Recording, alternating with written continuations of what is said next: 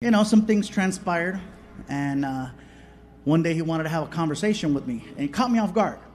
He's like, "Can I talk to you, Dad?" "Yeah, what's up?" "I have something I want to tell you." "Okay, what's up?" "It's important." "Okay." "It's serious." "Can you please sit down?" "How far along is she?" "What are you talking about? What are you talking about? Don't be scaring me, dude." "What's about us?" "Okay. What's up?" He tells me,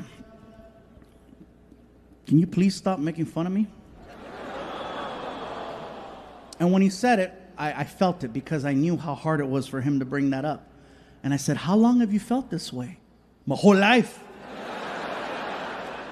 "Have you ever tried to bring this up in the past?" "Yeah." "What did I say?" "You told me to put on deodorant."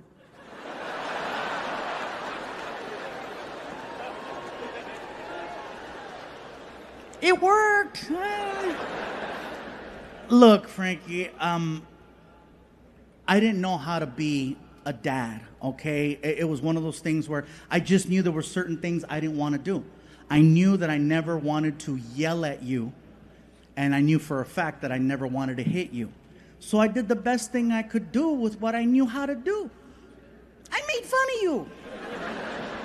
That's called shaming. This year, look, if you don't want me to do any more stories or jokes or just make fun, I understand. It's one of those things where I didn't want to make him feel bad, and I don't want to feel bad making him, you know what I mean? So I said, look, I'm going to let the audience know that we spoke, and so that they understand why moving forward in the future there will be no more stories about Frankie. Why is that important? Because if I don't explain why I stopped talking about you, they're going to think you died. I don't want them to think you died either, so gave him a big hug, reminded him how much I love him, because I love him very much, and I hope he knows that.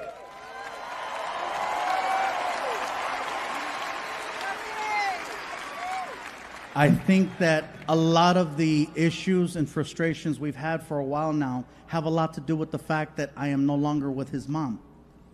I don't want you guys to think that all of a sudden I'm going to start doing jokes about her. I'm not. I have absolutely nothing bad to say about the woman I was with for almost 14 years.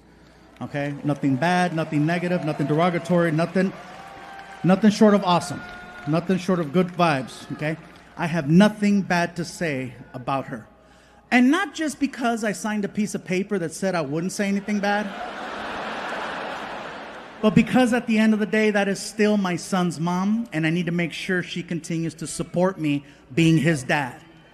So you got to keep it cool.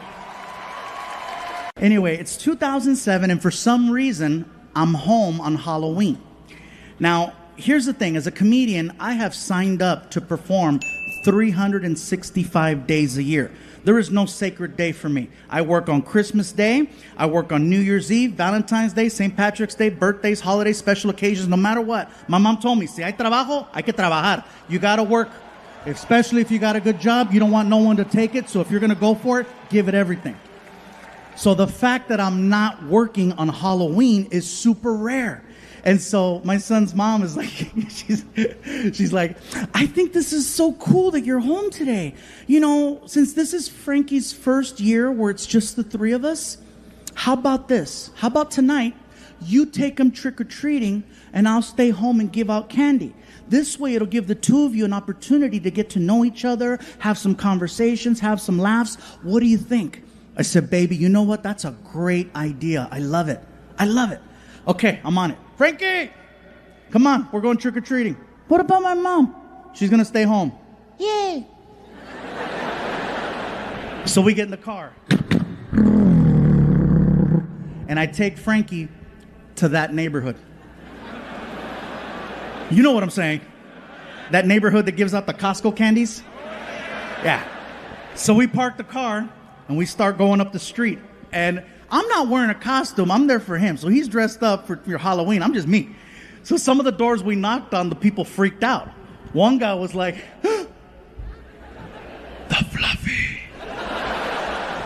Like, oh my God, I've never been referred to as the Fluffy. I didn't know what to say. It is I.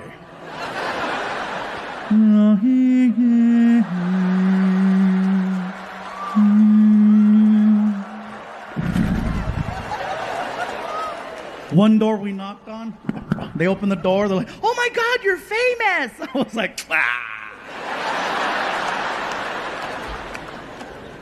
We go all the way up, we cross the street, we come all the way back. By the time we get to the car, the bucket is overflowing with candy. Okay? So we get back to the house, and it hasn't even been an hour. We walk in, and Frankie's mom is pissed. She's like, the hell is this? I go, what? I thought I told you to take him trick-or-treating. I go, I did. Look, show the score. The whole point of you taking him trick-or-treating wasn't to get candy.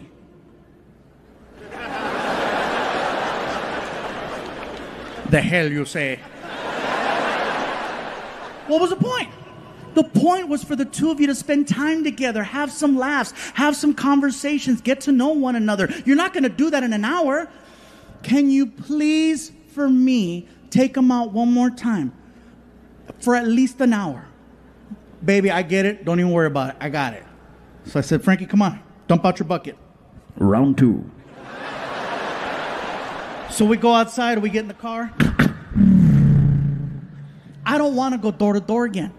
So I said, I got an idea. I take Frankie to Walmart. We get to Walmart, and Frankie goes, what are we doing here? I got it, watch. We walk in. I said, grab a cart. Follow me. And I lead Frankie all the way to the candy section. Well, as soon as we get to the candy section, I stop the cart. And I got in Frankie's face, and I said, Frankie, you have exactly 30 seconds to grab as much candy as you can. Ready? Go! And he froze. I said, dude, clock's ticking. You better move. Oh, my God. Oh, my God. Oh, my God. So he grabs a bag, looks at it, throws it in the cart. Grabs a second bag, looks at it, throws it in the cart. Grabs a third bag, and on the third bag, time! And it was the first time I heard him go, shit! Because he knew he wasted that golden opportunity those first few seconds. So we get to the car. I rip open the 3 bags. I dump them out in his bucket. And I tell him, look, Frankie, when we get home, you cannot tell your mom that we went to Walmart. Why not? Because she's going to say that we cheated trick-or-treating. But it's better. I know it's better. So we get home, and of course now it's a different tone. She's like, there you are. Did you guys have a good time? We had a great time, baby. We had a good time, huh, Frankie? That's good. Frankie, give me your candy. Why, Mom? Because I need to go through your candy to make sure it's safe for you to eat. Why wouldn't it be safe? It all came from... Cállate, pendejo. Cállate. Cállate, cabrón. Cállate. He almost took down the empire, you know what I'm saying? So he hands over the bucket, and she grabs it and immediately dumps it out on the table right in front of us. She notices, you know. There's a lot of the same candy right here. A lot of the same candy. Can you explain why there's so much of the same candy in Frankie's bucket? I don't know what to tell you, baby. There's a lot of basic bitches in this neighborhood. You know, just kind of, I don't know. We can't go back to that other neighborhood because they got cameras and they're going to know us. And we don't want to be that person. Nobody wants to be that. So fast forward 1 year. It is now October 31st of 2008. And for some reason, I'm not booked on Halloween again. And so my girl's like, she swears up and down, oh, it's a sign. It's a sign. I'm like, it's a sign my agent is slacking. Shout out, Matt. I know you're here. Sorry about that joke. You're doing a great job. Thank you for this one. I know, but that year you dropped the ball. So, but anyway. And so Frankie's mom is like, I think that, you know what? Maybe, just maybe we can make this like a tradition. this could be your guys' thing. The two of you go out trick-or-treating, and then I'll stay home and give out candy. This could be your thing. I go, you know what, baby? Sounds good to me. Frankie, come on, we're going trick-or-treating. What about my mom? She's going to stay home again. Yay. So we get outside, we get in the car. I lean over and I look at Frankie and I said, Frankie, are you thinking what I'm thinking? Walmart.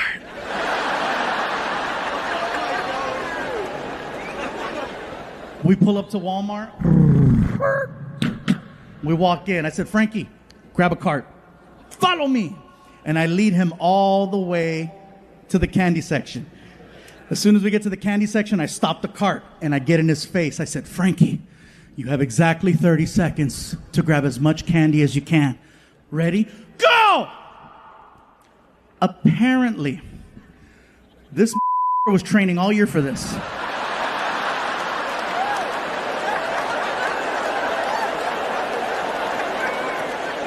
As soon as I said, go, his arm, bam, and he starts gutting the shelf. He's ripping bags of candy into the cart. He overflowed the shopping cart in 10 seconds.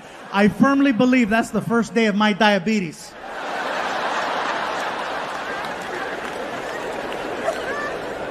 And that's a story that I've been sharing, at parties and just close friends. And I just recently started telling it on stage. And he overheard me one time saying the story. And he's like, really? Still? I'm like, it's a good story. Another thing that I now consider a compliment is that from time to time, I have people who are experiencing their first ever comedy event. And they're not accustomed to laughing for long periods of time. And they get so excited and so involved with the show that they forget. They forget to do a very basic thing called breathing. You'd be amazed how many times I've seen this in the front row. Just and they pass the hell out. The messed up part is only I can see what's happening. And they're usually like, Fluffy, do something. I'm like, do something.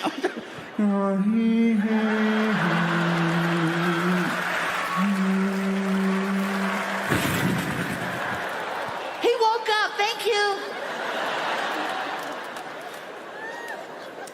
I had a lady one time up in the balcony who laughed herself unconscious. And she went forward and she wound up hitting her head on the rail that was in the aisle. Now, I couldn't see this because I'm on stage and I had spotlights in my face. And it wasn't until after the show was over when Martin came back out on stage and he took the microphone. And then he tells me in my ear, bro, some lady just got hurt on the balcony. The paramedics are here. They have her in the lobby.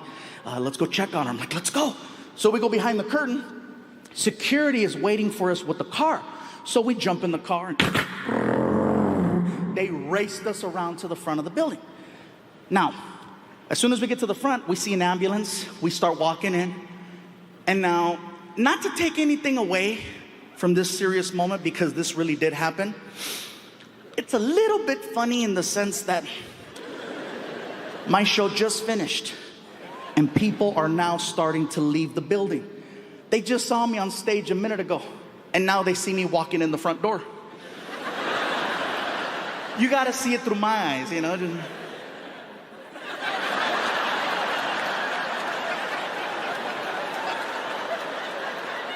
He's big, but he's fast. I don't know how the hell he did that one.